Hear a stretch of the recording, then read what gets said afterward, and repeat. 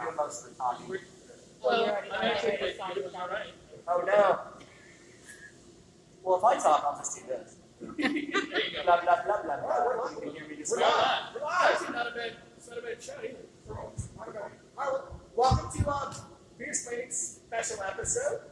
It's Wednesday, October 14th. I nailed that. We are live today at Oakland United Beer Works, located in the Jack London Square area of Oakland.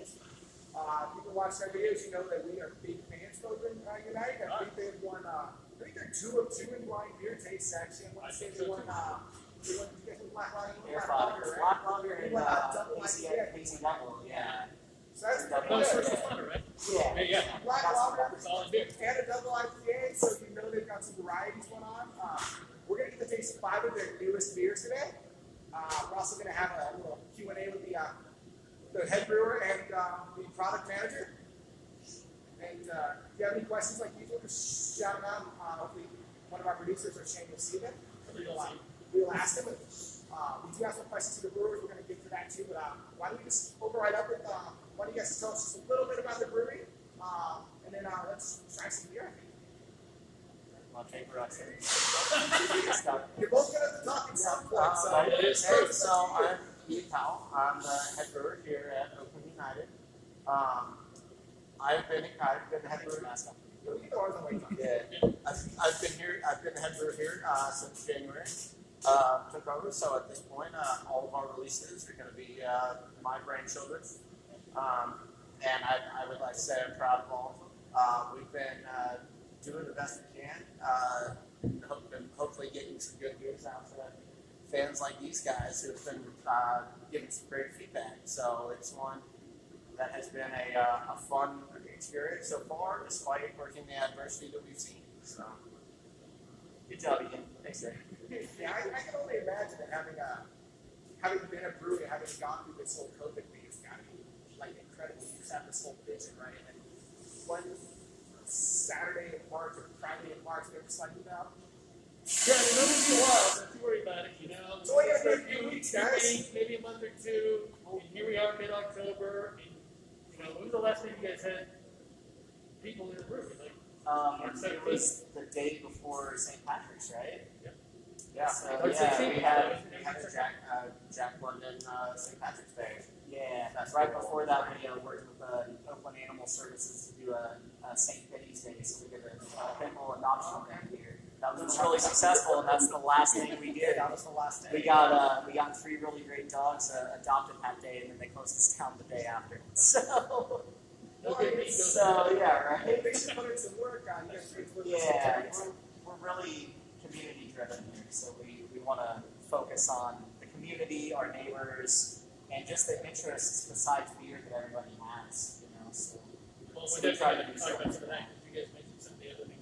You definitely want to get that out there because, and you'll find that with a lot of small breweries, they're not just there to brew beer and sell the beer to the public. They're doing all sorts of other things. They're doing fundraising, they're doing events, and they're doing things not just for themselves, like you said, for animal rescues, and the pink boots and the beer for booze. Both brewers are doing more than just, hey, come buy my beer and drink it, right? This is real bad. Like the beer for booze, it's a good thing. I think they should rebrand. I love that.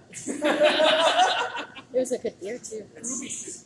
That's the show. Wait, that's a different show. That's their show. Don't bring us into this. No, that's taken anyway. There's actually a Rubies Fest. Yeah. There's a Brewers And Fest. there's a Rubies There's Cave. also one here at Faction. Yeah. Faction is the spirit of the Rubies. So Faction doesn't host. It's Only taken. girls get to go? It's taken. Yeah. They also host the Australia which is one that one of our close family members of the brewery passed away. So one of our first brewers. Yeah. We do it.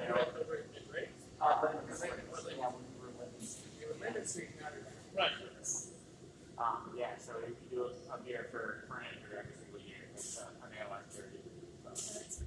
Yeah, I know you guys are also doing like a charity soccer tournament locally. You guys got some plans. The first responder was for over COVID, so we try to do one foundation beer. I'd say at least twice a year. a quarter Every couple of quarters. but every 6 months otherwise.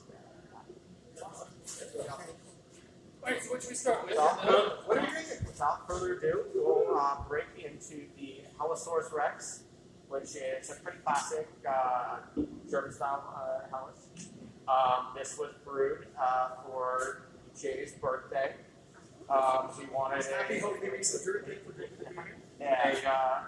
well, it was the brew day, so it also got its lager time to lager character out of it. It came out a month after my birthday. But it has a lovely dinosaur with a birthday hat on it. That also included Jay dressing up as said dinosaur. Yeah, I'm dressing up like the Helles for that release. So Where are they not pictures? there are. There are. It's on our I was Facebook. looking at that. I bust some wicked moves in the dinosaur costume. Nice. So what's to expect out of the House lager? So, Go ahead, Jay. we're gonna get a light, nice effervescent head, tightly packed bubbles. I think this one's especially biscuit forward, really nice and bready. And I love the guy that actually makes beer.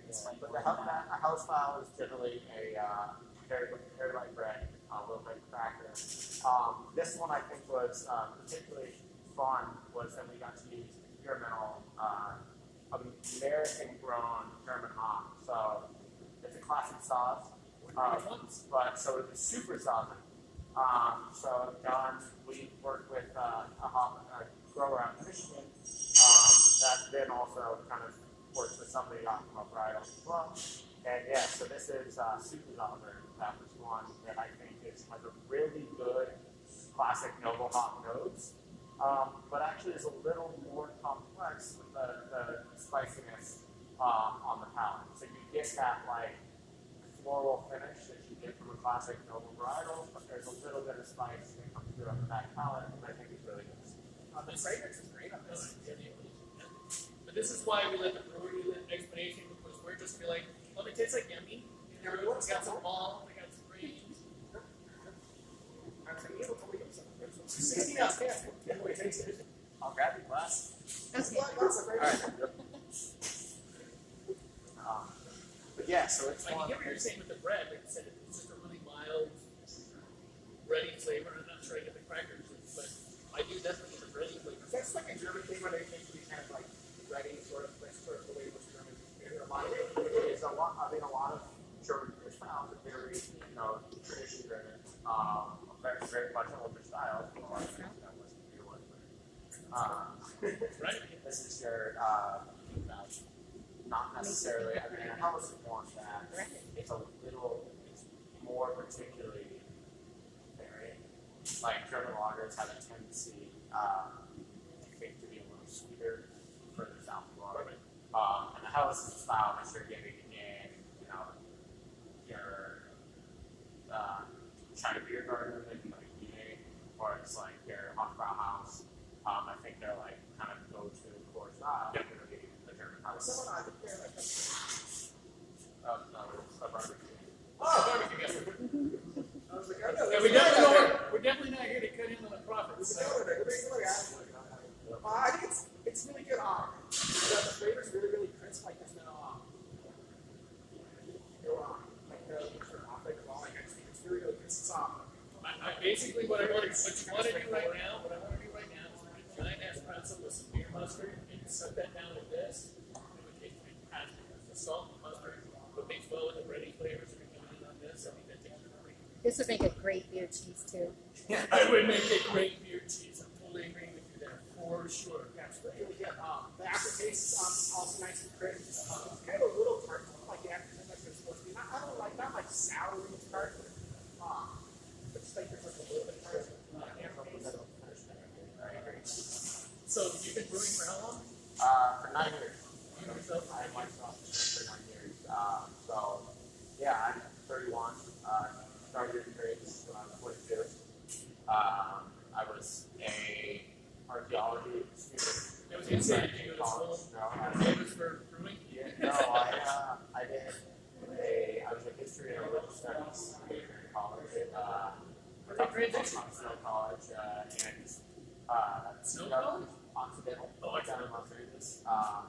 and I actually deferred grad school to be able to start to try out my hand in brewing. So the parents are thrilled. Oh yeah. I mean, starting with, oh yeah, I'm gonna be a history major. No, wait, no.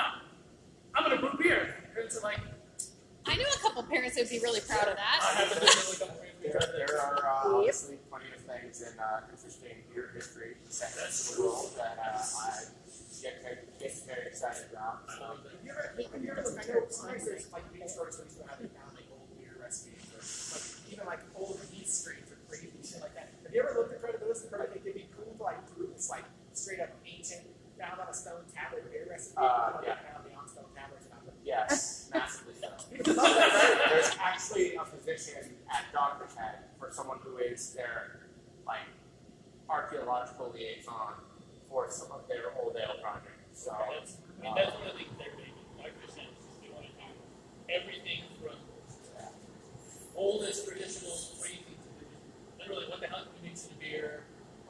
That's what's great about it too. Like they do really weird stuff really well. So it's definitely one of those their exciting Chilenos projects is something that I just think is so cool because that's one of. Well, you got room back there. Is that another little vessel back there? You have to get ceramic urn. There you go. It'd be great.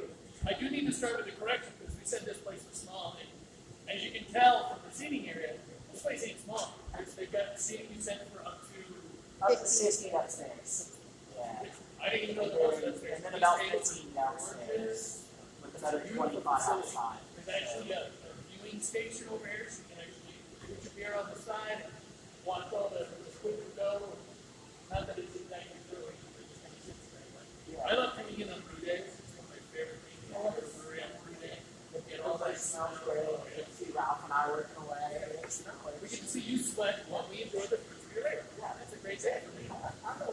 Maybe it's just me know it's just now when I'm like going through it, kind of like and then we got the big bucket full of water just bubbling away. Like every time that happens, every time I hear like that, I just think that is awesome. I don't know why. I just It is really why, awesome. but It is awesome. It's pretty awesome. Yeah, That's a living thing. That's right. It's a living reaction. So, which of you guys are close together about creating this place? well, you can start. Yeah, so I came on Oh, that's right. I took over as head brewer, but I wasn't originally So involved. then, how did you decide? You made bumping into this. How did So, you all the way back? Well, that's funny too, because I've only been with the company about 2 years. Okay. So, I've got a pretty Great question, decent. Jake. Hey!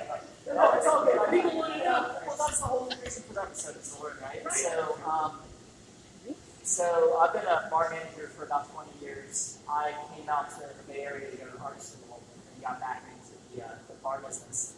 And so I ran the program at the Pacific Coast Brewery, which was around for about 30 years. And then I was at OP when they opened, and then when I had the opportunity to run my own program over here, that's when I came up. So that's my little blurb of history. The business started as Linden Street on Linden Street in 2009. So when we left that location, we moved over here and it didn't make sense to stay Linden Street. We weren't there anymore. So we rebranded in 2017 to Oakland United Beer Works. How did you feel about Oakland United? I think as far as our founders, they're salty guys. They come from a blue collar and up. So we just wanted a name that was Oakland-centric, was community-driven. And so United was the concept of that. And if you even look at the logo, the OU is meant to be those chains of blue collar and the breakthrough of new industry. Linden Street was the first production brewery close to so we're technically, if not the oldest, one of the oldest breweries. So I don't know if you guys are. No, it's whatever. Really, it's Yeah. We're not Jay Leno with that age. Well, I tried this actually. Yeah, so I know what you're saying. I remember 40. Yeah. Maybe we'll rent the place out for Yourself, I was trying to help. Maybe we'll rent the place out for 50. Yeah, there you go. So this is our terrace Winford. So this is our wit beer with blood orange. You definitely have to show up the label of this one. So this is a Wham inspired can. So it's George. Yeah. So this is our inspired by George Michael song, and the album is the original Wham with my assistant brewer and myself's faces kind of interposed with George Michael and Andrew Ridgely. This is the product of three guys working 12-hour shifts together. I wanted to do a blood orange wheat beer. Ian wasn't 100% in love with it, and then I don't know exactly how it happened when we were listening, and I was like, we could do a Wham beer. And they're like, yes, we're going to call it Careless Whisper. Ralph pulled Careless Whisper. Yeah. And as soon as that happened, I was like, and we're going to put you on the cover as George Michael and the other guy. He at least knew the other guy. Who is now Andrew Ridgely. Yeah. We all have a look it up. Don't let it try to impress you. What's up, Bruce? Is it not working? No. Oh, it is. You have a comment. Is it So, Brad? no, Patty says, look at you two, you're famous. My boss? Okay, Yeah. Do you want to tell us about it? No, I tried again. Oh, you can try that. So this is one that it will have a light Belgian yeast very thing coming out on it. It has like it's not one that I like get super hot. Belgian yeast tend to get far more expressive the warmer they go. Particularly if you're getting into like saison yeast, which I always think of wit yeast being like a softer saison. If you let it go far enough, it'll give you some of that barnyard. But at this fermentation temperature, it's going to stay pretty light, a little more crisp.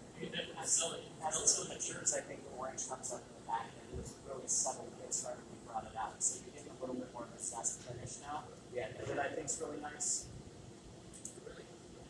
Another big guy who was big into the Belgian cheese. Yeah, so it was like, he's been like this. So I'd say my question's on tangent. So I know like the winners of the beer, like a headwise into the beer, but like what is the difference between like getting a win versus headwise? Yeast rates are going to be your yeast beer. So A lot of changes for flavor there. a lot of them are going to be, you could make a wit to Hefeweizen with the exact same crisp.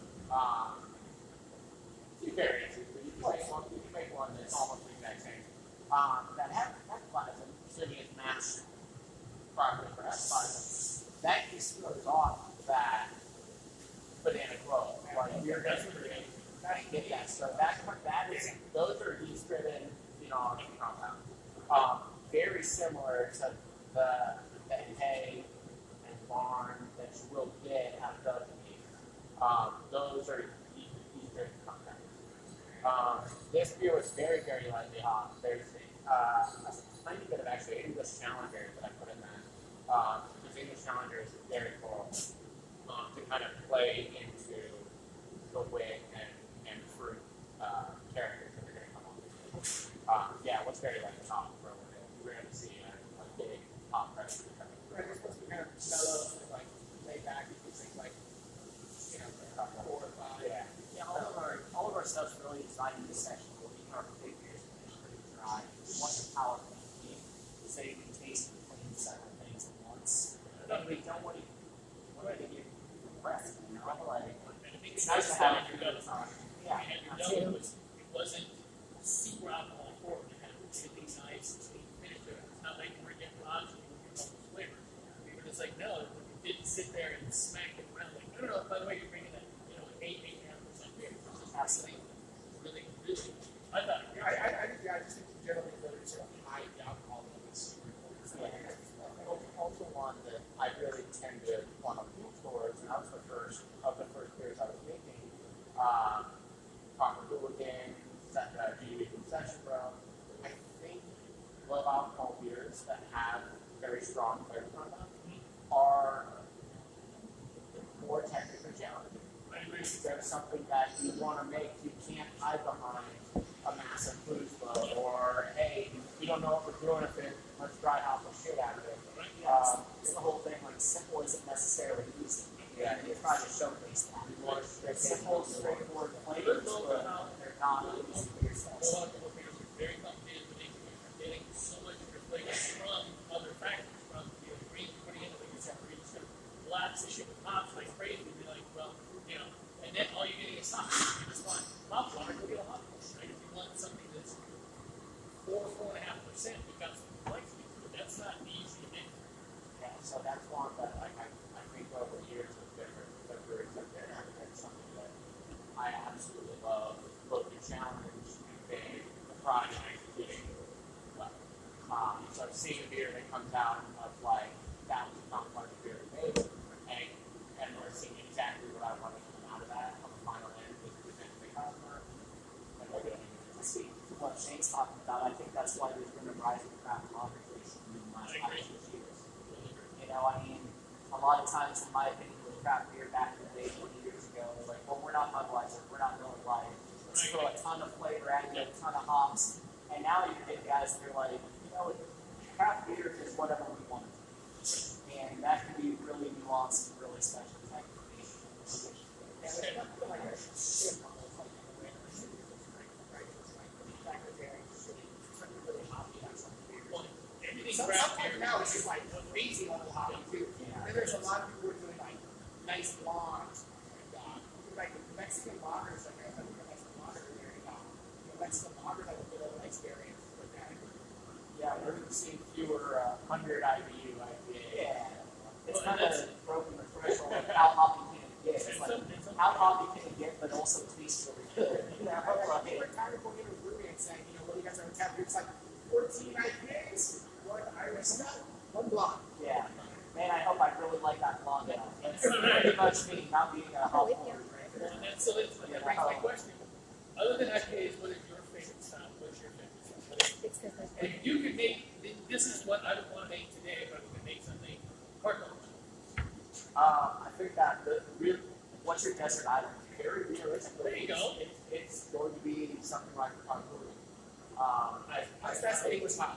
An English mile, something that is flavor forward and has some complexity, but it's like very. We tried earlier. It was a very solid mouth and great malt characteristics to it. I really enjoyed it. And again, it is something that as soon as I took a first sip, I'm like, I'm sitting here watching a soccer game, enjoying a couple of pints of this, and I'm not going to get any fights because I get shit.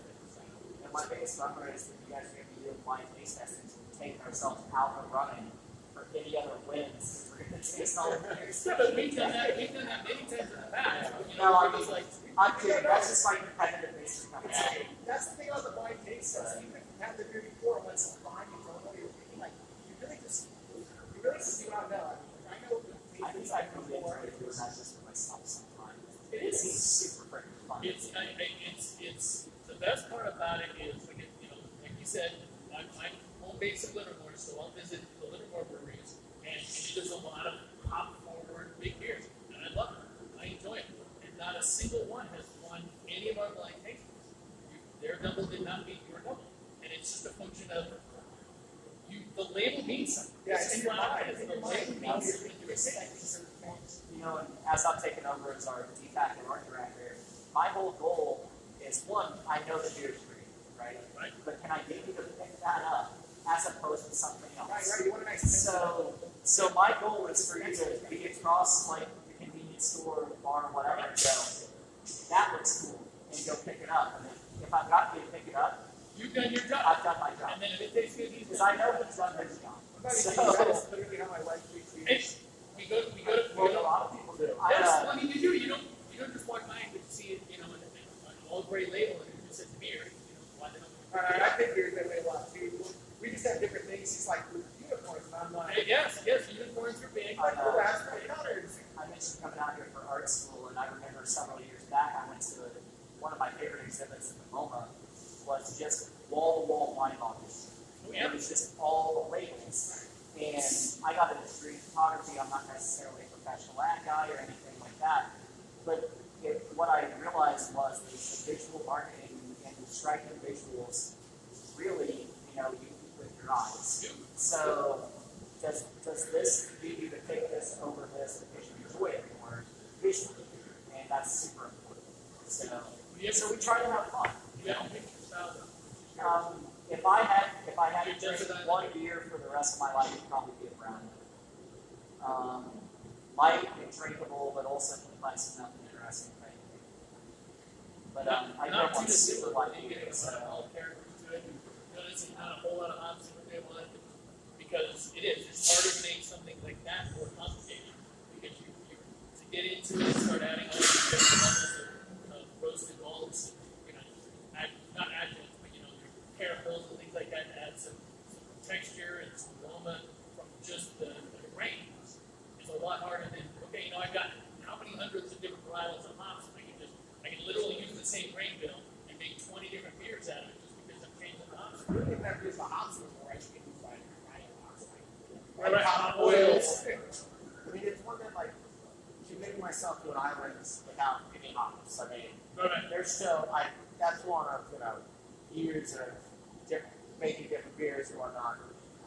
This island beer is a real hard place. I think that's where we go. But I mean, I have a huge love and passion also. I would think I like one beer. Yeah, like top 5. We'll talk about That was that the fun part of forever. the question was like, no, because I don't know that I could. Like if I could, what would I pick? Because I don't know that I'd always want to drink an IPA every day forever. All I know is somehow I'd have to get like a straight warehouse full drop off of the island. My dad's not even need to be Yeah. build a brewery, grow some grains, and grow some hops, so that I can make some different shit for myself. I mean, at least from my experience, some of that choice was nostalgia. Where I grew up in southwest Missouri, beers don't have styles. It's, are you a Miller guy? Are you a Coors guy? And, when we were younger, we thought we were cool because we were drinking imports, but it's just we're paying more for bottles from a different country. Things like that. So, my first beers that I probably drank that weren't lagers or pilsners were Newcastle and Guinness. And those are still 2 of my all-time favorite beers. And so those are, yeah. You get it all around, and you get a good bottle of Newcastle, and Guinness is, and you go to, it is. My wife was not a beer drinker. Well, she actually used to, before she got facilitated to drink beer, it was Guinness. A nice pint of Guinness on nitros. You really can't beat it because of the mouthfeel, the aromas. I gotta get one. I need to go across the pond and get one. To this day, when I see a perfectly poured Guinness or nitro stout, it just makes me happy. I agree. Like, I pour beer for a living, and when I pour a perfect beer, I still get really amped about it. I don't make beer, but as a cocktail guy and as a bartender, that perfect pour is something that I It's still hard. try. Yeah. It is. It's hard. That glass is selling it. I've even just stood back. It's going to take you a couple more seconds. Look at how great this is. I need to focus on this for just a minute. Yeah. That, especially the Cascade. The racing and just how gorgeous it is in the glass. Should we shout out Brady for this one? Yes, we Yeah, can. it's awesome. So this one, this is wet hot wafer king, Which love that can label. which is a beautiful label. Our artist. So Bree Stillman is a really good friend of mine. She's handled all these labels for us. So we met at the Academy of Art. If you're on Instagram, it's Bree Steele. She does. She's done all the art to this point. We've got a new guy coming out for this run, doing a couple of guest spots too. This is a beer, switching over the hop character. It's his season, and that season is hop harvest. And so this is, you're going to see, actually, really, 3 weeks ago and 2 weeks ago were this huge, almost daily wet hop beer, because you want to get the week that harvest happens, you want to get those wet hops right in there. So this was done with 100 pounds of cashew from northern Michigan. That was picked Thursday afternoon.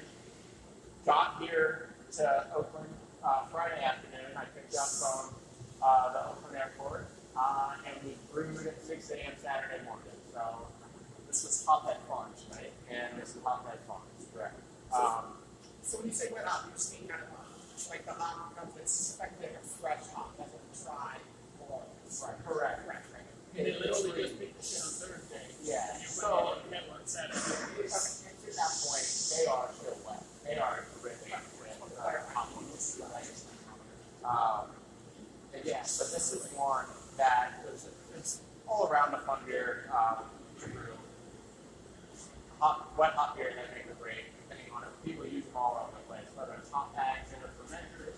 How we did this one was do a normal grain runoff, do a quick boil in the kettle, and while we're doing that quick boil, completely clean out our water tub, get all the grain out, quickly CIP it, and dump that 100 It's a lot. It's a lot. And then the full hop flower does actually. Yeah. So we got pictures on our website. Fill with the water time with those wet hops, and then pump that batch back up underneath it while stirring to hydrate that water time entirely full of hops. Like a couple ounces of full flower hops is literally a bag that big. So orange, it was up to the door. Yeah, it was up to the door with hops. And that was a fun day. What do you think wet hopping compared to the income? What do you think it gives as a characteristic? Well, you get one of the key things you're getting is you're getting that greenness. Like you are getting a bit more fresh plant characteristic on it. A little brighter. It's a very bright characteristic. Also, I think it turned out wonderfully. I think it's just What flavor do you think we should be getting? so cashmere. I think Plus, it's got a superhero has I know, right? you get like the underlying like green, perhaps fresh cut grass, but on the back end, I've always gotten like a fresh cut coconut on cashmere, particularly used on the hot side. So I think it goes grassy into like a tropical floral characteristic really well, and that's why the like lingering flavor on this beer will be one I'll take like half an hour sipping it if I can, because like I'll sit there for 5 minutes and be like, yeah. You just Yeah, like, do it just all let sit right. there. So the producer Amber needs to literally describe the flavors. It's Yeah. spot on. Yeah. So they're shaking their heads like that is exactly right. What I'm really happy about with this beer is, because I'm not really a hop forward drinker, I enjoy the heck out of this beer. A lot of non-hop people really like it, but it checks all the boxes for people that really enjoy It's it. got a nice low IBU right now. Like it's Really diverse out of the Most of our stuff's pretty low. It's not a big bitterness wet hop beer. You want it to be, you want it. Yeah. Other flavors We're make not, it work. by the time we're hydrating on this side, that temperature is not going to fully isomerize those alcohols, right? So we're down at probably like 195 degrees for contact, and then let it rest. So we're getting 180 to 195 degrees. So we're still knocking out on the sanitary level, but we're getting a very different exposure to the top. So I know Ian's gonna agree with you, but Shane's made fun of us for putting IBUs on cans that aren't IPAs. I just think it's weird. That's all. I mean, I don't need to know in a mile what the IBUs are. Because flat out, I shouldn't taste a single hop. I don't want that. You guys know. One of the main reasons that as a company we have decided to do that was for people that aren't necessarily as well versed in what Sure. kind of are. It's I'm not a big fan of IBUs. It's not universal nomenclature. Correct. You can pretty much make up what you want and put it on. If you guys feel bitter units, it sounds so It's, legit. Yeah, it but sounds it's not. totally in it. It's not. I mean, yeah. But so I get where you're coming from. But the main reason is just so we can get novice beer drinkers All right, to somebody's understand season it. 20, You like, know. okay, I don't like bitter beers, I don't like it. Yeah. Something with a 20. But I saw that one of your episodes and I got a real kick out of it. What? Why would you have IBU? Yes, because that's been something we've all been back and forth with as a company. So I'm not trying to call you out. It's like, but I've really enjoyed your episodes You're gonna be for losing those your reasons that I'm like, Because yeah. everybody's got their IBUs up. And you're like, okay, wait, you're doing a Hellas Lager. I don't need to know what the IBUs are. I know it's a Hellas Lager. Like, I mean, I get it for the The only two knowledge. things I pay attention to if I'm at a place that I haven't been before is the ABV. So Right. I really like 6 and less and the style. Yep.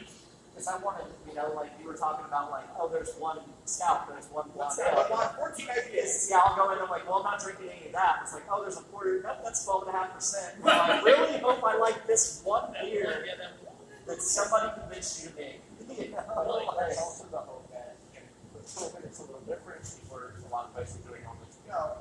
But at most breweries these days, breweries that have people knowledgeable across the board, if you're not 100% certain, or if you're worried about that, your beer tender is going to know where it's at. That's right. They will direct you. There's people who, And we welcome those questions. Education is a big part of what we feel is important to enhance the community, to expand. I think it's fine with the IBUs in the can. Do whatever. It takes a So, small there amount. are It's like, people that are afraid to ask We're like questions. a brand that's like make like an IBU 35 brown somehow just call it an IBU 50 or whatever. Just make a specifically hoppy brown just to keep it where you're doing. I'm scared. Yeah, we didn't see it done. But I've seen it done horribly way more. I also, I've had 3 sips of beer, so I get really opinionated. I just, I like, get if it. you're going to intentionally make a hoppy brown, cool. But let's just not dump hops into my favorite beer styles. Yeah. Because if you call it hoppy, then I can stay away from it. But if you make it lager, and then it's like full of lemon dicuss and citron on the back end, I feel kind of, maybe switched a little bit. It's the biggest pet peeve there is an IPL.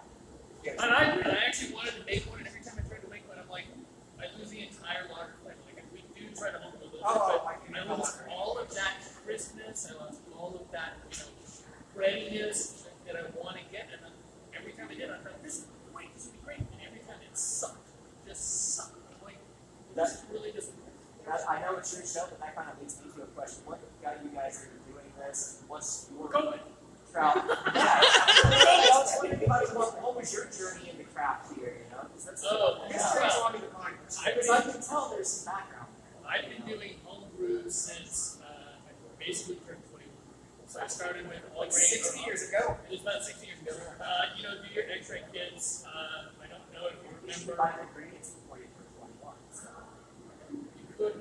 But Okay. my brother-in-law was a year older than me, so it's good. So I don't know. Did you guys ever read Crazy Dave Heiss and Hot Town Brewing? So where we live, I was gonna say my Wild Bill is probably my OSG. Okay. So there used to be a place in Pleasanton that had Hot Town Brewing and Hot Tech Brewing Supply right next to it. So I could go and pick up a 12-pack of bottles, get myself inspired, and then pick up my kit right there. So I've been home brewing forever. I haven't been doing as much of it recently, but it was also I worked at the Hot Yard, which was right next door. That was me then. Well, actually back then, but I was an assistant manager there, and so like when you talk about old school, like for me, craft brewing started with at least up here, it started with your speakeasies, your Bear Republics, your Russian Rivers, and it's all IPAs, just all IPAs, right? And I grew up loving those things, but as I got Raising barrel sours if you're going to the bidding. yeah, well, no, and like you say, every once in a while, Vinny's just going to go off and do whatever Vinny wants to do. But realistically speaking, the race to 100 plus IBUs is we want to beat Vinny. We want to beat Klein, right? That was the goal. We want to make it better than Klein. And like I say, it started at the top arms race that ended up with like 100 IBUs. Just at some point, you're like, all you did was a whole bunch of stuff. You can make a spicy chili, but if all you did was add spice, you don't have all the flavors behind it. Yeah, what the hell are you doing? So I've been doing that for years, got into home brewing, and then I'll let you take it over from there. Yeah, sure. So I don't know. I spent all the first 32, 34 years of my life actually just eating beer. I didn't drink it at all. I think a lot of the fact, like I didn't know about the craft beer scene. I just knew about Beer used to be what I chased. He knew Corona. He knew I would drink some Corona, I'd drink some Stella. It was fine. Like if I was at a place, I'd probably drink that, or if I was at like a restaurant or something, I'd start like 30 degrees. So and then eventually the craft beer scene sort of came on. I don't know what the first beer I tried was, honestly, at this point. It's probably like an 805 or something like that. Like a blonde or something like that. I had a friend who ran working there. We had like this really nice raspberry wheat that I really, really enjoyed. Gale Industries has a beer called Cherry Kush that I have really, really enjoyed. I just think it's probably, at the time, it was probably my favorite beer I think I ever had. Like, nothing else I've had is quite like Cherry Kush sweet. That's kind of what got me into craft beer. I homebrew a few times with Shane. My first couple batches were great. Like, this Schwartz beer was awesome. It was good. I got into it, in fact, realized the batches, I think.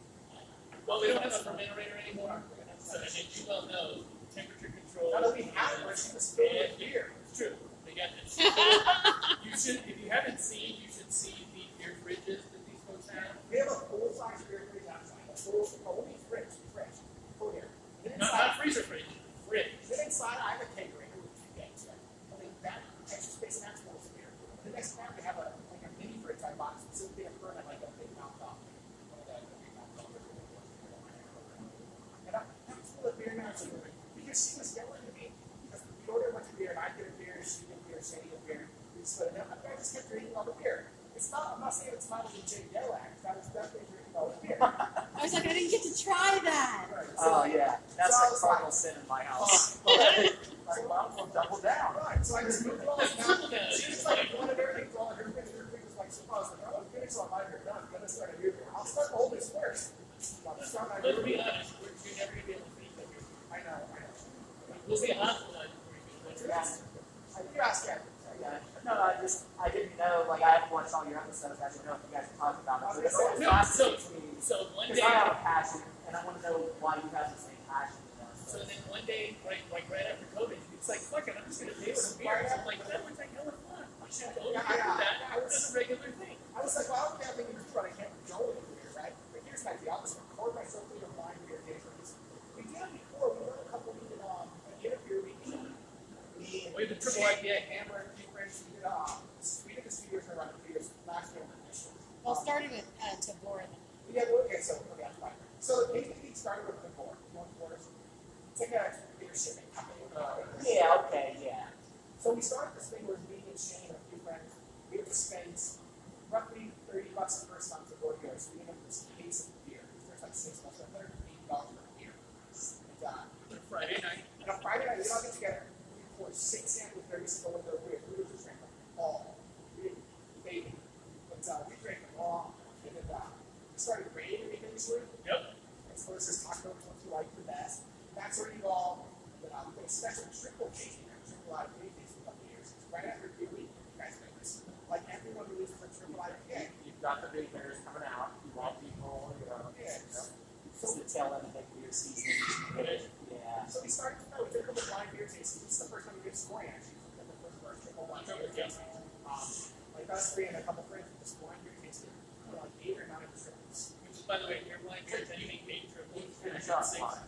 Yeah, that's pretty much it. By the end of the day, we did recognize, like, by the last one, you're like, I'm not sure you make shit anymore. And I know the first year beer The last one. Beer bottle. No, the last one never won. The last one never did win. Yeah. The first year beer bottle. I judged a triple IPA event when I was at Drake's. That was their Sacramento Beer Week. That took place out in the Rock. Fortunately, we had myself and another brewer, and one of the at the time one of the leads in marketing was like, all right, you guys, like, we need you to taste. Each of us had like 9, and the event started in 11. We had somewhere else we had to be at 3. No, whoa, And whoa, I'm whoa. just looking at my coworker being like, after the first 4, I'm like, Can I call in sick now? So I'm making whatever's coming next. It's like you're trying to taste the rate of beer, and the truth is you need a few sips of the beer to properly taste. You need something around, probably about 3/4 of this cup. It's probably about as long as I want to be able to do it. If you sit, it's like, yeah, you're talking about 12, 14 outside days, man. And I realized I derailed. We haven't even introduced that. Oh, yeah, sorry. Oh, that was my fault. All right. This is all I about forgot every to like you said. wait, It's all learning. but yeah. so yeah, this is Crash Landing. This is our newest release, Hazy IPA. So this is done with Idaho 7, Comet, and Cascade. I'm bringing this one home. Yeah, this is good, like stamped motif going from Bree's artwork.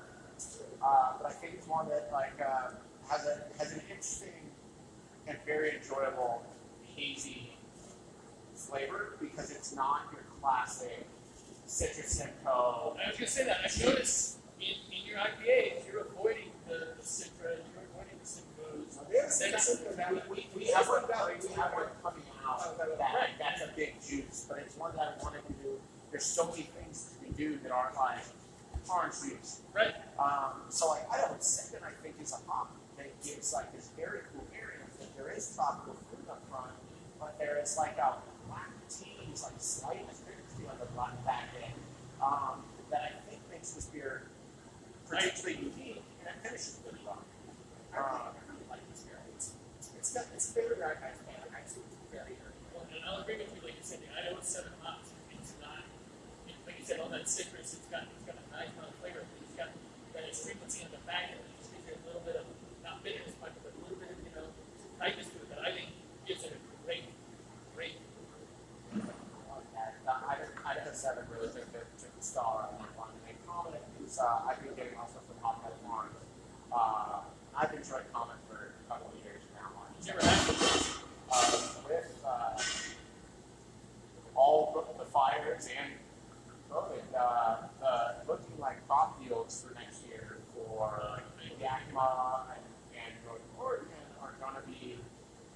lot of the growers are still saying really high quality, but yields might be lower.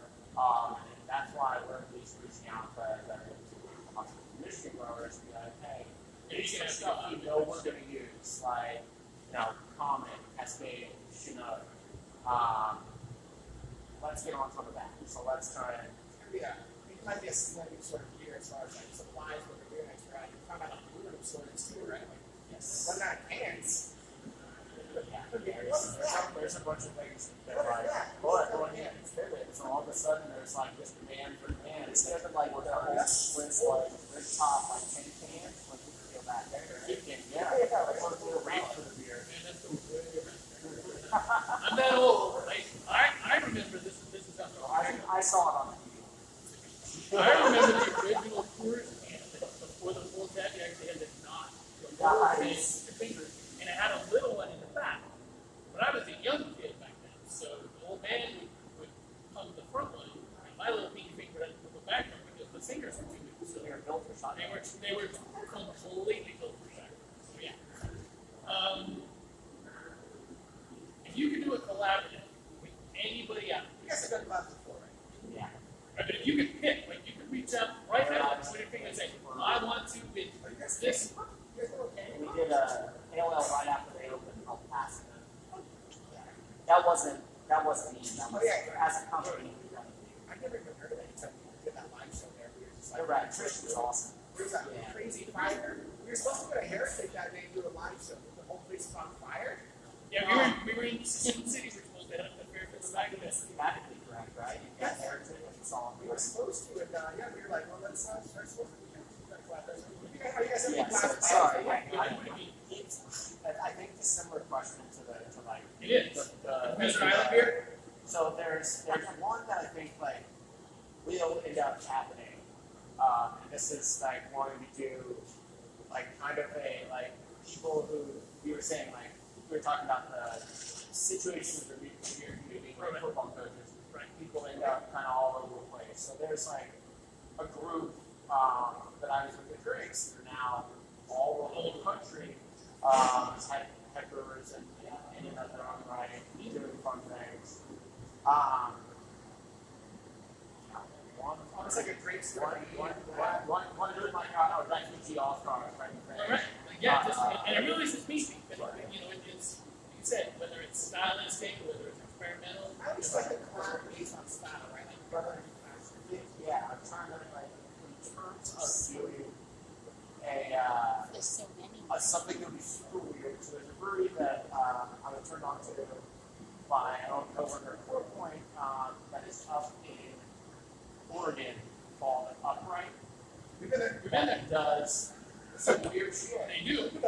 Yeah, there's Saison, infused IPAs. The time I was there, I couldn't remember the numbers on, but I was there for a buddy's wedding. That like I was like, hey, the next 2 days I'm gonna do my friend's wedding, but like I need to go to Upright. We go, and every beer was so unique. I just like doing a collab with someone who like, hey, you have a working perspective on things. And I think I can do as well. I would love to see the love child of that type of collaboration. So that would be I would enjoy that. one that I think would be cool. I'd like to work with those. Well, that's what you can. Like similar up there would be like free. I love it. They're like if you were heading to Hood River or heading to Yakima from Portland, Oh, wow. but heading from Portland, it's on the gorge. Right before you get to Hood River, it's on the brewery. Well, you're a runner, you said, right? I'm a soccer player, soccer rugby. Okay. I like running really hard for shorter periods. Because I was going to say, As I get older, I'm not running that long a distance. So you should. The reason we know some of these breweries in Oregon is for the beer front. I don't know what that is, but it's kind of awesome. You basically get a group of people, and between the 4 or 6 of you run 60 miles, but it's brewery to brewery. Oh, cool. They're hosting the East Bay Beer Runners. Yes. We ran from this area. We actually Sorry, is that right? we started with there's like a tap across like the train that goes the whole That's a practice. It's not a It's a tiny little place. It's like a grocery store, like right there. One of the more entertaining and fun beer run events that Standard Union run through with does every beer week is a beer run that's a little different. There are 4 locations that have Pulse on tap that are about a mile apart from each other. Ooh, I like it. And you are being timed from start to finish. It's a 4-mile beer mile. So yeah, so it's a mile, beer, mile, beer, mile, beer.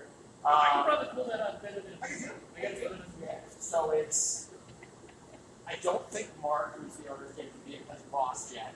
He is very competitive, and also he can also drink like his pulse down in seconds.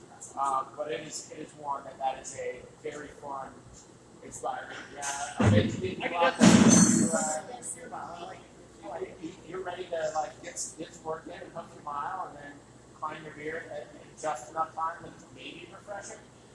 It's a hell of an event. It's really good. It's mine was talking about the same kind of smart final to be right next door to it. That was our. And it's a little tap out. No, we're ready. Beer brand. Yeah. So We started the year with Beer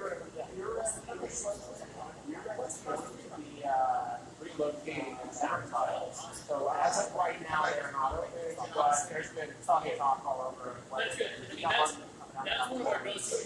Beer Revolution is right here. Yeah, they're really close. You said they're trying to relocate. Yeah, they're close right now. There's plenty of conversation on whether we open again. I'm not I one. mean, again, like you're saying, this environment sucks. Yeah, I'm not getting to know enough of the kitchen to say one way or another. So Right there. that's one of. But yeah, they're Bay Area beer. Oh, yeah. I'm for the Standard Union host beer. I am too. We're gonna do the beer mile. I don't know. Yeah, so look, if you want, you can join us for the beer mile on Halloween day. It's gonna cause a mountain house. You gotta run whatever it's at. I thought it was We're doing virtual. I haven't ran since I got out of the military, so you guys We've got a buddy who's, if you heard of Justin Bottoms, they're pretty close out in the Central Valley. That's the They do basically they do a sponsored beer mile every year. And a buddy of ours does their ultra, which is 6 pints and a mile and a half. You'll drink beer, quarter mile, every lap. every quarter lap. mile. So basically, it's like a good track. One lap, drink beer, one lap, drink beer. I like the distance you talk. Quarter mile is good, but then drinking an entire beer. There's much. Yeah, I think that was soccer rugby calling that type of run. There you go. See, yeah. We weren't supposed to be drinking beer in practice. It must be. I mean, it would, no, it would be at like 11 o'clock at night after my game. This smells so good. So this is our no sleep till Oakland. This is our breakfast order. It is a collaboration with Bicycle Coffee, who is 2 blocks down the street from us. Lovely little roaster. Smile, please, social reason. So this is one that our previous porters we had done was a classic English porter, a bit softer, more heavy on the brown and caramelized malt than your heavier roasted malt. Yeah, there's a few other porter cans. But this is one that was like I wanted to make a backbone. Oh, it's okay. It's not with the brewery. It's from behind my I get paranoid. But I conversation. I want to create a backbone to really express that coffee. And like they do numerous really good coffee roasts involved. We went to coffee with Matt, who's the head roaster over there, and like going through them, they do one like organic natural single origin that kind of replicates it. And I'm gonna miss what Brewer was from, but it was a southern central. What was this? Yeah, this wasn't even the other thing. And then like the moment we tasted it, I'm almost positive. Yeah, because you get coffee. You get a little bit of the floor on this one. You don't get that type of jasmine off most other For coffee. such a coffee forward beer, I like dark beer. I don't usually like alcoholic coffee. This tastes like alcoholic cold cream. I absolutely love it. I was gonna say the same thing. Like, Before it was carbonated, it tasted like cold cream. and it's not like a sweet coffee flavor. It's got that nice sort of bitter but not too bitter black coffee. You know, the talking out of this either. So it was the first beer that I had when I got here today. It's a great breakfast beer. Now that it's opened up, it's still good. I have a porter question. So we actually argue this all the time. So what is the difference between a porter and a stout? My understanding is that a stout is actually the shorthand for a stout porter because the style is the same, and they drink nothing of the alcohol. They call them stout porters, and then basically just became called stouts. Beer history. I got it. So, in my mind, from where the stout actually was initially formed, it was supposed to be a low alcohol.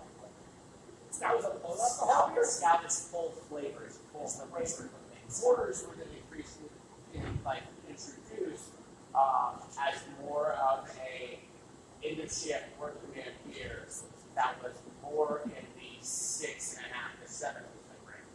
A lot of stouts were done early on. I think, and we've come to a place where a lot of these there's influence. Just interrupt me. Just say it out here. What's up, everybody? Oh, shit. If you're looking for the best beer ribs in Oakland, come to Oakland United Beer Works. There you go. Okay, yeah. So this is George from DCQ. This is our pop-up, our in-house pop-up. So. That's explanation though. Don't let the ribs distract us. But I think but I think that's one that I think we start to see a fair amount of influence of people using one way or the other, or if not, them also almost flipping with their original. In my mind, orders lean heavier towards the caramelized brown malt type flavors. In stouts, you're going to see more black patent or dark malt for the sake of dark malt. That's not going to be layered older or darker malts. Is, hey, we're going to hit something that will be very, very dark. It will be roasty. You'll see roast barley. You'll also see charred malts. Whereas in porters, you very rarely will see roast barley. You'll see a lot more of the colorized milk. That's what I learned historically was the roasted barley versus the roasted milk. So stout is the roasted milk. Oh, maybe I don't even know where I go with that here. You know, maybe I set my mind with home. You know, a lot of British beer styles kind of have misnomers. Like for example, the extra special bitter of BSB was really a lot more popular before IPAs. Yes. So I found when I sell ESBs across the bar, people are like, well, I barely like IPA, so I don't think I'll like that. It's like, actually, this is the hoppy beer before IPA really dominated the landscape. So a BSB is more of a pub ale. It's going to be hoppier, more bitter, but it's not an IPA. But it's not an IPA. So I wouldn't even call it ESB all that bitter. It's just more bitter than English malt. Right, so a lot of times, like those misnomers come from history. They come from, well, this is what we call this, but then we get something way different. It's way more that flavor profile, so what we call it nice. I think it's more function to, like you said, of the color. You're going to get a really, really, really dark beer in stout. It's not quite as dark when you do a porter. And so the idea there is, well, maybe you just kind of watered it down. It's not quite as high in alcohol content, but it really is. It's not those really, really, really dark chocolate malts. Roast barley comes up so much. But you're getting into truly free of the malts versus malt split. So like your black patent, your roast barley, when that hits a mill, how? Whereas your chilled malts, you still have endosperm and it's splitting outside the malt husk, that you're then accessing the sugars. So like you're not breaking up some of these chilled malts near as much as you are as these roast. I just really like when we're having a conversation about the differences, because if I go to one more bar where the bars are discussing, well, they're pretty much the same style, it's just not going to go well for that person. I know they're not the same. I know they're not the same style. Like I know there's definitely differences.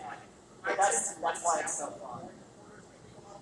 But I like a lot of adjuncts in my stouts. Like I like the people that are stouts. Like a lot of really better stouts. I know that that's kind of adding extra shit to the stout sort of beer. I like them. I like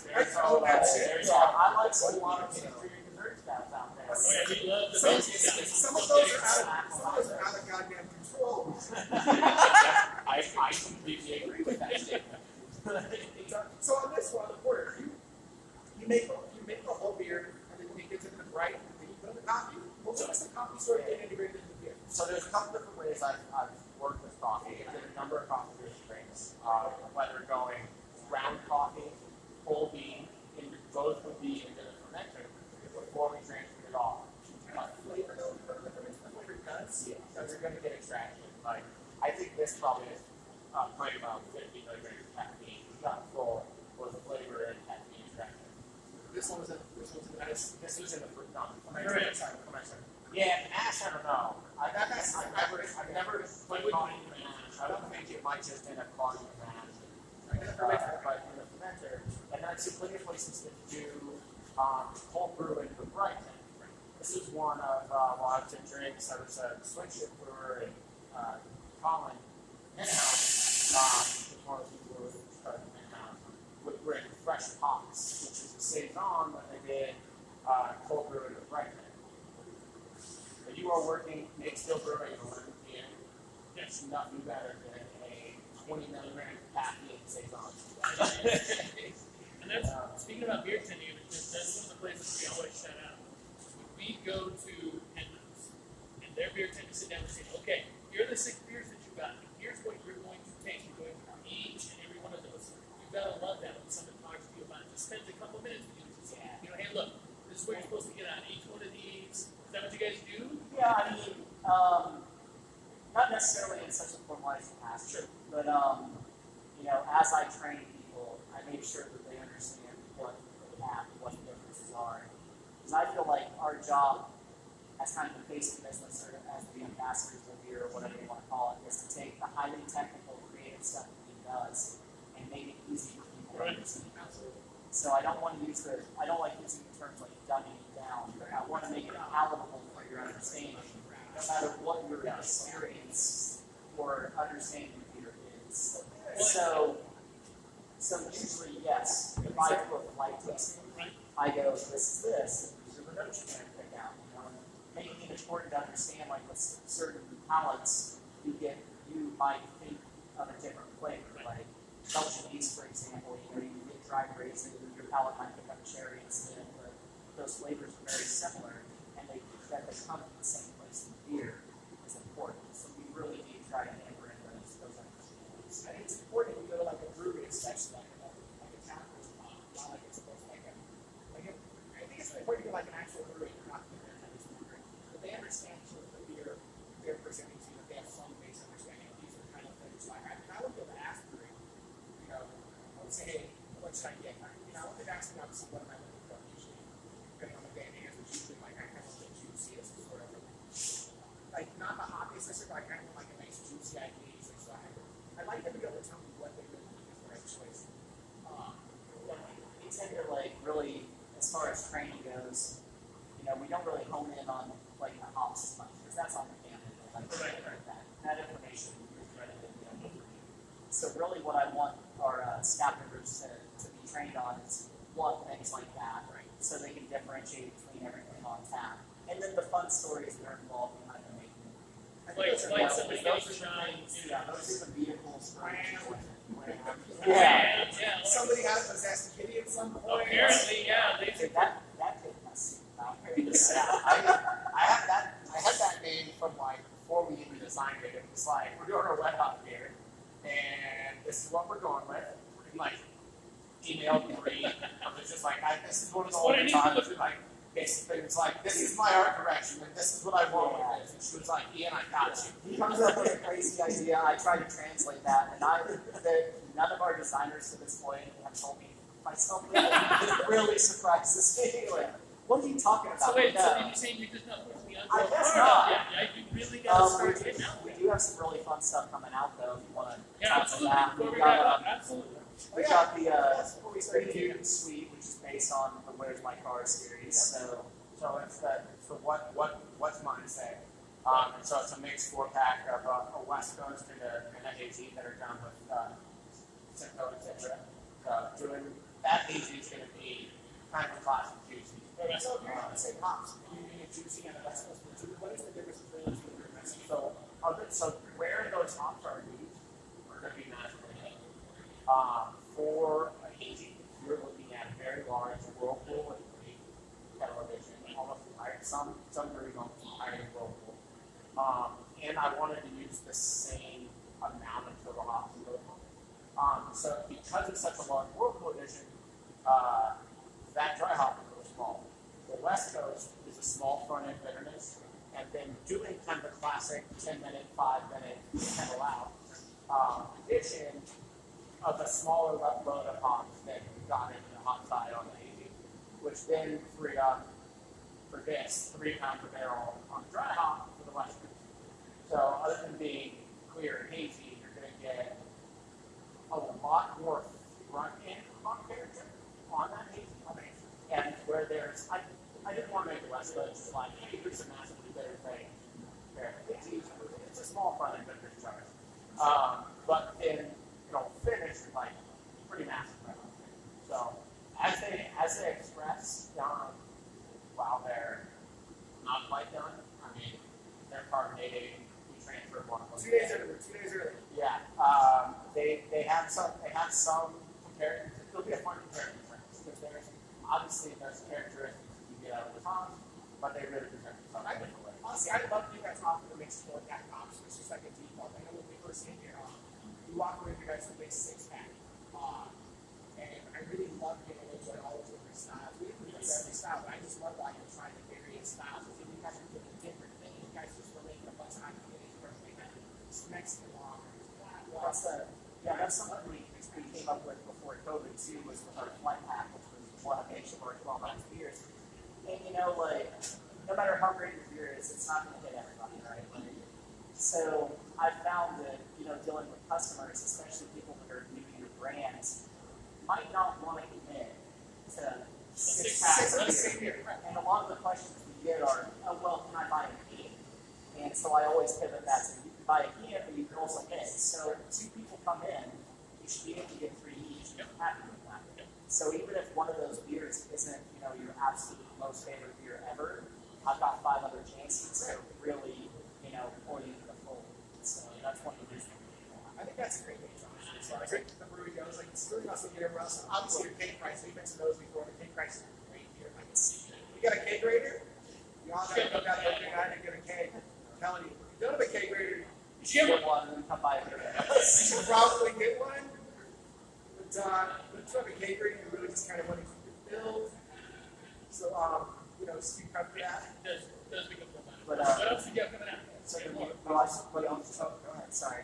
But one of the things we really talked about were bringing the taproom experience home. Now when COVID is happening, and that's why we keep the flat packs and white packs. Is so we can give you that taproom experience, in your living room.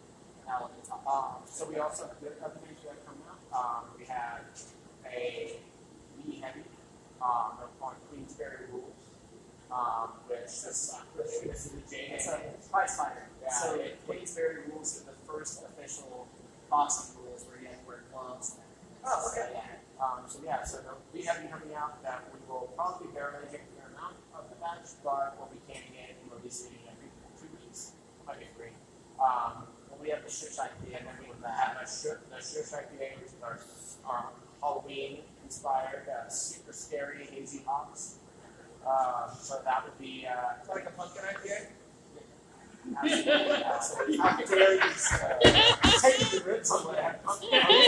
Just ask the barbecue for it.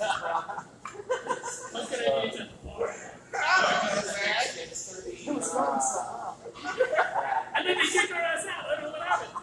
Eldorado is so hot. Fruit with a little bit of usually grass in there. And then I've got a Weizenbach that I'm growing that I think is one that I'm excited for because it's going to be maybe an imperial one I bought. So I'm looking for like a 9.3%. Really a holiday inspired beer. So what are we expecting that one? So that I'm brewing on Tuesday. So our I have the exact date. So it's You're looking at me. yeah. Right around when I finish my cake. To work, yeah. Yeah, so it'll be a big one. That one's gonna be all Admiral Malt. So they do an incredible. Their YOLO gold. I'm just an incredible weed. So if I'm doing something that's that big, that I want to So I've heard, so what is a wee heavy? We had I know it's Scottish. That's like literally the limit of what I know, and it might even be wrong. so yes, it is. But a wee heavy is so it's not a lot of ales in northern England and Scotland were charged directly by ABV, but also by starting gravity. So like 1080 would be a pence or Starting around 8 pence, right? So everything, what pricing was directly equated with starting gravity. A wee heavy was anything at, I was going to say over 1085. So you're starting on something that's pretty powerful there. Or that might have been a full heavy and we had used 1065, 1085. I would need to look that up. It's been a while since the last wee heavy that I did. But they tend to have a fair amount of growth characteristics. But in much smaller amounts than you're going to see in a stout. So it would be a little bit of caramel, a little bit of rose caramel, usually a little darker. It's a little darker, but you want to see red. You want to see a red hue, even if it's, you know, if you look at it with no light and it looks black, you want to see red light from the beginning. You want to get that little bit of caramel coloration to see, and sometimes most beers you really have to like hold up the light, but that's kind of one if you want to have big whole body caramel characteristics. So this one's coming out a little darker than you thought, right? Yeah, but you still have red on it. I'm Nice. pretty happy with it. Right. Like it's when I knocked it out, it looked darker than it is. So also basically you're trying to barrelate it, but you also mentioned that you guys are releasing it. Yeah. So is it big? It's doing both. So we're releasing it unbarreled. Okay. And then I want to get it 6 to 12 months, about half the beer. So how Okay, is so it you're gonna put it up to you. well, the apostles like Scott around right now, right? It's probably true. Yeah, so that would be one of the most apostles. Why is it hard my nose? Well, Scott could help me go from Scotland or Japan, I guess. And like crossing international boundaries, they're already expensive. People are a little more wary of handling. At least bourbon barrels you buy domestically. Go over, you know, truck routes. Or some of the barrels that I've had some of the best luck working with are high west. So that they're at Utah. So yeah, that's one. Ironically. Yeah. It's really good. Shane's talking about us going to Utah tasting. Yeah, we've been doing Utah tasting a few Brother been tasting and bringing us a bunch of beer. I was like, what are you going to drink? Like 20 of them? Maybe we can be 3 It's half, yeah. No, it's under certain production levels that rules are different. But there's some of the, they've got Big Bad Baptist, sort of like easier, I think it's Imperial Brown that you find in the country that's like really highly rated. It's from Epic customers. So yeah, it's there are you can find bougie things in Utah, and you just gotta know where to look. You just can't get them in Utah. Other than We liquor. got dates or something coming out. Oh yeah. Oh, That's the wine box. I'm looking for this label. Yeah. Which one of you looks like Tom Cruise? So we're going Kenny Loggins. There you go. Like Maverick for this one. And hopefully enough 14 Tomcat. So Yeah, that's what Northern Scout is, right? Yeah, Figure right. out how to make my vision Yeah. reality here. yeah. Well, I think We're gonna do a ginger beer too. Yeah. Like a non-alcoholic ginger beer? Oh, like an alcohol. You know, I've had non-alcoholic ginger beers almost entirely mixed with vodka and copper cups. But if you use an alcoholic ginger beer, it's kind of what you say, you can see more baby. Yeah. That's right. I think margaritas with mezcal and goza. I can see that actually. Good. Yeah, you're getting the lime flavor out of the ghost rather than out of the Salt. Like, Yeah, you get it. Yes, that's one with our collaboration with the Lucha Brewery. Okay. That's one that their head brewer is doing a pilot, trying to figure out where and how much ginger beer you really want to use for it, and then different things. You guys ever get really non-alcoholic, like kind of house root beer or anything crazy like that? tap space is one of the biggest issues we have with that. I've only got a 12 tap system, and I really we didn't want to put wines on or things like that, because I really want to show tasting beer, especially considering how much it's making for. If you did, Personally, I'd love to see a house maker. put it in like that little baby, a little bit there, see what we can do there. So Yeah, Devil's Gaming does one. Yeah. Goes through their own. Yeah. Yeah, Yeah, I like the facility is gigantic. yeah, they got the space for design. We were there for their we were there last year. I think it was literally our last. It was actually our last beer event of the year.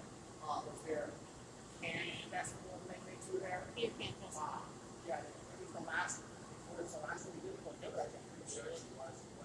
What have we did? I think that was the last one. So it was like the Saturday after the grand thing. You're right. That's right. It was a very nice thing. Second Saturday, yeah, a lot of things. Yeah, right.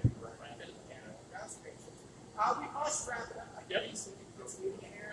Don't want to eat on the camera. It sounds pretty sad. Do you guys have anything else you guys wanted to tell us about? You get some Mostly just to thank you for coming out and hanging out with us. We don't Thank you get to very do much. stuff like this because of COVID, so we're really glad that you took the time out to come I and know join us. I'm not saying we really appreciate you guys inviting us out, letting us try some beers, feeding us beers, just letting us hang out. We really appreciate it. Absolutely. I know we love the beer. We've had a great time.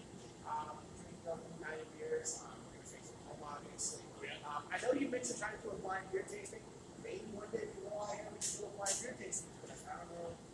You can just like cover your face so you don't know it's you. I'd be down. You did good.